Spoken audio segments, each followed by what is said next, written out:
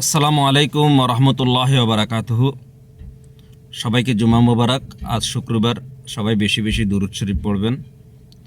আমার আজ মূল কথা হইল, বাংলাদেশে অনেকগুলি ইসলামিক দল আছে। বাংলাদেশ জামায়াত ইসলাম, সরমনের পীর সাহেবের ইসলামিক আন্দোলন, হেফাজত ইসলাম, খেলাফত মজলিস, জমিয়তুল ইসলাম, অনেকগুলো ইসলামিক দল আছে।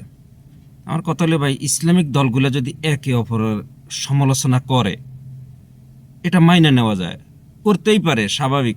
কোরআন শরীফটা আল্লাহ নিজেই বলছে, দুনিয়ার সকল পানির মানে কালি বানাইয়া, দুনিয়ার সকল গাছপালা কলম বানাইয়া তাফসির লেখলে পানি শেষ হয়ে যাবে, গাছপালা শেষ হয়ে যাবে, তাফসির শেষ করতে পারবে না, এত বিশাল। তো এটার ভিতরে সবাই সব কিছু জানতে পারে না, কেউ এটা জানে, কেউ আরেকটা জানে, এই হিসাবে একতেলাপ হয়ে যায়, ওর সমালোচনা করতেই পারে। আলহামদুলিল্লাহ, এটা মনে কষ্ট নেওয়ারও কিছু নেই, আর মাইনে নেওয়া যায়।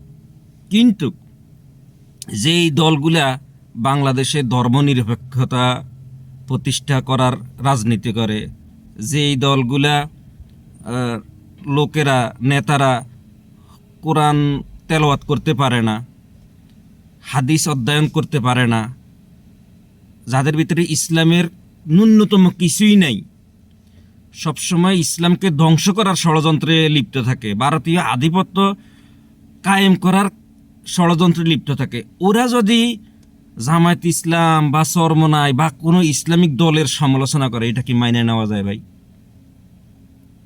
অনেকেই বলে, আমরা পাবলিক ফাংশনে কাজ করি, অনেকের সাথে, অসংখ্য মানুষের সাথে কথা হয়, অনেকের মত অনেকেই ভাবে প্রকাশ করে, তো সবাইকে তার জবাব দেওয়া যায় না। অনেকেই বলে, ভাই জামায়াত ইসলামের এই সমস্যা, জামায়াত ইসলাম ভালো না। তো ঠিক আছে, চরমনাই করেন, চরমনের ওই সমস্যা, চরমনাই ভালো না। তাহলে হেফাজত করেন, হেফাজতের ওই সমস্যা, হেফাজত ভালো না। খেলাফত করেন, খেলাফতের আরেক সমস্যা দেখাইব। জমিয়ত করেন, জমিয়তের আরেক সমস্যা দেখাইব। ভাই, ইসলামিক দলগুলোর প্রত্যেকটা দলের সমস্যা। আপনি নিজের মুসলমান দাবি করেন, কোন হিসাবে আমি নিজেই বুঝি না।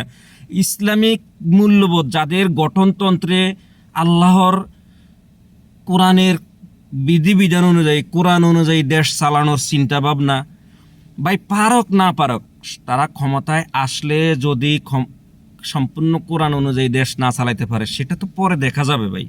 কিন্তু তাদের গঠনতন্ত্রে আছে, তাদের প্রতিশ্রুতিতে আছে যে আল্লাহর রাসূলের আদর্শ অনুযায়ী, আল্লাহ রাসূলের হাদিস অনুযায়ী, কোরআন অনুযায়ী দেশ চালানোর চিন্তা ভাবনা, যে থিওরিটা ওদের গঠনতন্ত্রে আছে। আর যাদের গঠনতন্ত্রে ইসলামের কিছুই নাই, কোরআন অনুযায়ী দেশ চালাইব, হাদিস অনুযায়ী দেশ চালাইবে, এইটা কিছুই নাই, ভারতীয় আধিপত্য কায়েমে নিয়ে ব্যস্ত থাকে, ওদের ধর্মনিরপেক্ষ কায়েম নিয়ে ব্যস্ত থাকে, ওরা ইসলামী দলগুলোর সমালোচনা করে। এটা কি মাইনে নেওয়া যায় ভাই? আপনারাই বলেন। আমি আমার দর্শকদের বলছি, এটা কি মাইনে নেওয়া যায়? আপনারাই কমেন্ট করে জানাইন।